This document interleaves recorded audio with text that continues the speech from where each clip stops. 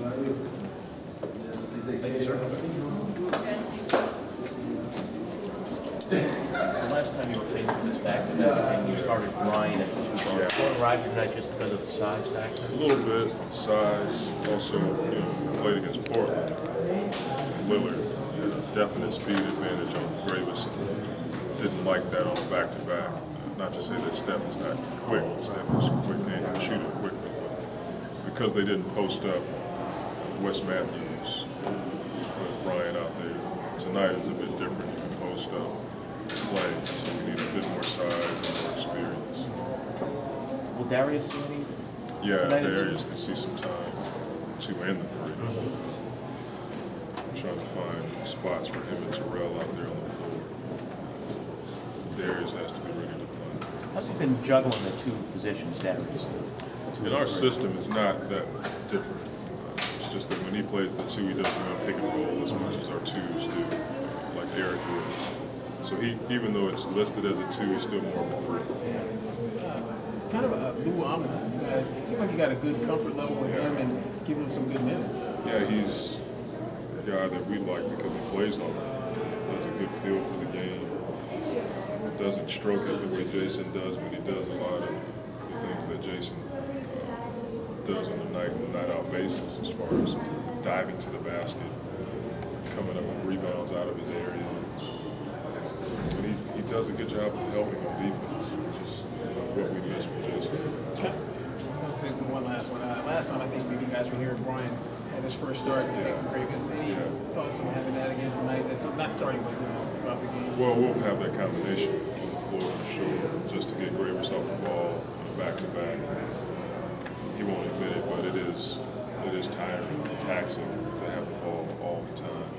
So Brian gives us some of that ability to get Gravis off the ball and run the offense a little bit. You touched on it with Sean, as the recent difficulties. But going back to when you got back from the All-Star break, it's kind of been a roller coaster. Can you put your finger on what's happened since then? No, I always look at me.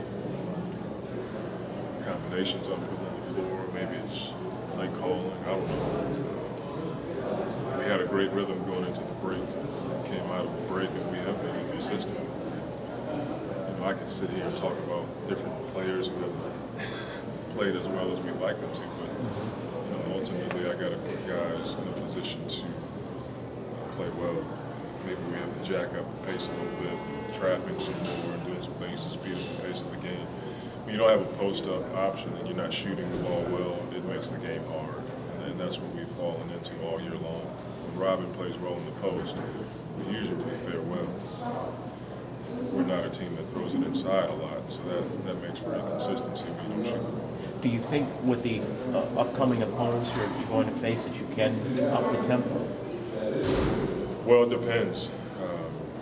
Tonight you don't want to get crazy. You turn the ball over against them because you're trying to jack up tempo. Best 3-point shooting team in the league, you can find yourself in a tough spot. We want to run when it presents itself off of misses. You don't want to jack up tempo just for the sake of making the game fast. There are times when we can take advantage of AD's ability to trap a little more. We did it last night with Rubio and pick and roll.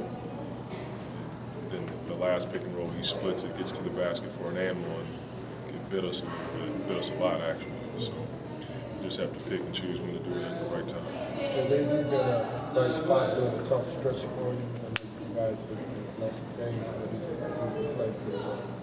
Well, yeah, he's doing okay. I mean, there are things that we see that obviously you guys don't always pick up on that he has to get better at. But if he didn't get into foul trouble in Washington, he probably has a monster night. He just didn't stay out of foul trouble. That stuff happens. But he's getting better. There's no question about it. I think the more we bring him along at a proper rate, he's going to get more and more comfortable. The thing I don't like is putting him in positions where the probability of him failing goes through the roof. And then that's when I think you stunt his growth because he's so young. He just turned 20. I know he looks like he's 17, but he's coming along at a good rate. We feel like he's going to get better once his shot becomes more consistent. He runs the floor.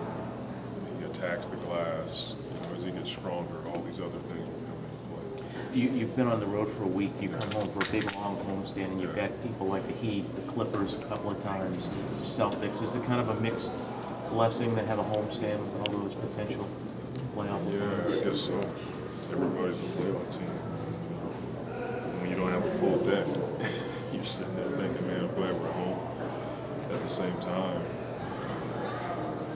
we'd like to be at home, not have 10,000 people screaming for them also. So that's something that we hope becomes an advantage for us and not something that our players feel bad about.